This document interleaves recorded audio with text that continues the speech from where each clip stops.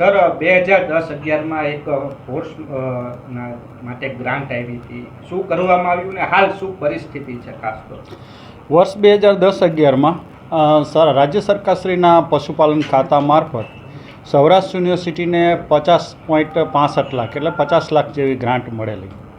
એમાં ખાસ કરીને અશ્વ સંવર્ધન અને એના પ્રોજેક્ટ માટે બસ સૌરાષ્ટ્ર યુનિવર્સિટીએ જે તે સમયે આ પશુપાલન ખાતા મારફત ગ્રાન્ટ મેળવેલી એના અન્વયે એનો એક શેડ બાંધવાનો હતો અને એ અશ્વને ખરીદી કરી એની ટેન્ડર પ્રક્રિયા કરીને અશ્વનું પાલન અને એના વિશે થોડીક રિસર્ચ માટેની આ ગ્રાન્ટ હતી.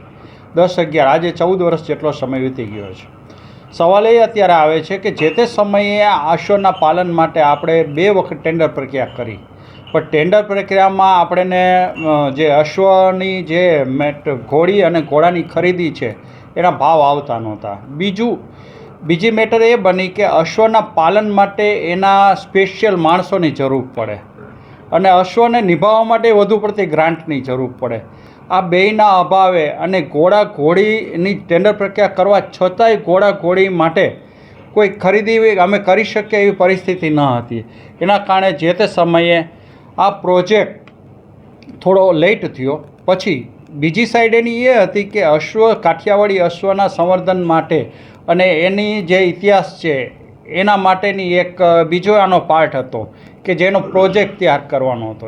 એ પ્રોજેક્ટ માટે જે તે સમયના અમારા ઇતિહાસ વિભાગના વડા પ્રોફેસર પ્રફુલ્લાબેન રાવલ એને આ પ્રોજેક્ટ તૈયાર કરી અને એ રજૂ કરેલો. એટલે જે શૈક્ષણિક એનો એકેડેમિક પાર્ટ હતો એ સૌરાષ્ટ્ર યુનિવર્સિટી દ્વારા પૂર્ણ થયેલ છે, પરંતુ એનો ટેકનિકલ જે પાર્ટ છે કે ઘોડા ઘોડી કે જેનો ટેન્ડર પ્રક્રિયા કરીને એની ખરીદી કરવાની હતી એ જે તે સમયે પૂર્ણ થયેલ નથી. એટલે પશુપાલન ખાતાએ એવું કીધું કે ભાઈ તમારાથી આ બાબત ટેકનિકલ છે અને વેટરનરી સાયન્સ રિલેટેડ છે, જો તમે કરી શકતા ન હો અને તમને આ બાબતે ટેન્ડર પ્રક્રિયામાં રિસ્પોન્સ ન મળતો હોય તો એવું કરો, તમે ગ્રાન્ટ પરત કરો. એટલે આપણે 25/6/2020ના રોજ 30 લાખ જેવી ગ્રાન્ટ છે આપણે પરત કરેલી છે અને 19 લાખ જેવો આપણને ખર્ચો કરેલો છે કે એનો શેડ બનાવેલો છે. બાકી પછી એ જે ગ્રાન્ટ પરત કર્યા પછી પશુપાલન ખાતાને હવે અમારે કોઈ આ બાબતમાં પત્ર વ્યવહાર થયો નથી.